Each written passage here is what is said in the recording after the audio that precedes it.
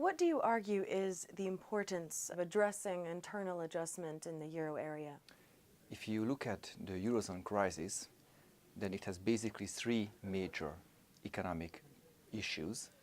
One is public debt sustainability. The second one is banking system fragility and large private sector indebtedness. And the third one is weak economic growth prospects and the issue of lost competitiveness. Now, all three of these issues are important, and in this paper that I have written recently, I looked at this third issue because this is very important to learn how euro area countries were able to adjust inside the Eurozone, because clearly these countries do not have a standalone currency, a standalone exchange rate, so they cannot simply depreciate the currency to become more competitive. So which of those countries did you find to be the most successful? Ireland did quite well, but also Spain did quite well. If you look at the countries outside the euro area, then we see that there are two other countries, Latvia and Lithuania, which also have a fixed exchange rate to the euro. So these countries also do not use their currencies, yet these countries also could achieve very significant internal adjustments. What do you conclude in terms of how beneficial internal adjustment has been to the euro area economy? Yeah, so the good news is that internal adjustment work in a sense that the four countries I mentioned could achieve quite significant improvements in competitiveness, and this will help these countries to regain economic growth later. So this is a kind of good news. But if you look at the cost of this internal adjustment, then it was really, really dramatic. In all of these four countries, and also in other countries like in Greece and Portugal, which are also undergoing very significant adjustments, what you see is that there was a huge job loss. So they could become more productive by laying off a large number of people and utilizing the remaining labor force in a more efficient way. Certainly it's good that they became more productive, but on the other hand, the huge loss in employment and the consequent rise in unemployment create very severe, very serious social tensions, a problem which will be very, very difficult to solve. So are the countries achieving internal adjustment doing well in terms of exports? Yes, and this is a good news. If you look at the export performance of Spain, that's the best among EU 15 countries.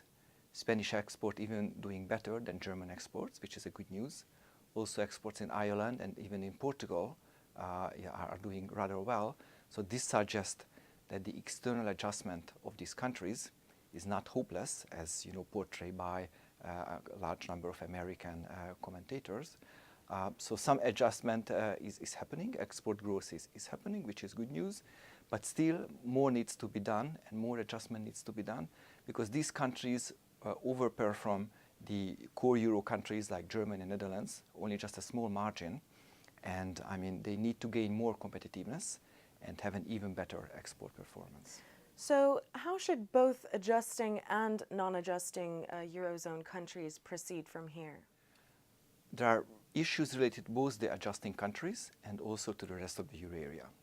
Now, if you look at the adjusting countries, then they could adjust by various ways. For example, become more productive. But also another way is that they can lower wages and thereby align productivity to wages. Now, I also looked at how average wages evolved during the crisis, and there were some examples where wages fell, including in Ireland, in Latvia, Lithuania, even in Greece, there was some wage falls. But if you look at the magnitude of wage falls, they were typically quite small compared to the pre-crisis very huge wage increases. Again, if you look at, for example, Latvia, wages in Latvia fell by more than 15%, yet still they have fell just to a level of wages of 2007, which is still the double or the triple of the wage level that was a few years earlier. So there is indeed a good news that wages can go also downward, but my results suggest that it's very limited. So the countries themselves should foster labor market reforms to achieve a more flexibility in terms of wages. Now, if you look at the other side of the trading partners like Germany and Netherlands, and those countries that have sizable external surpluses, they could also help the adjustment of the southern periphery of the euro area by having a faster wage growth.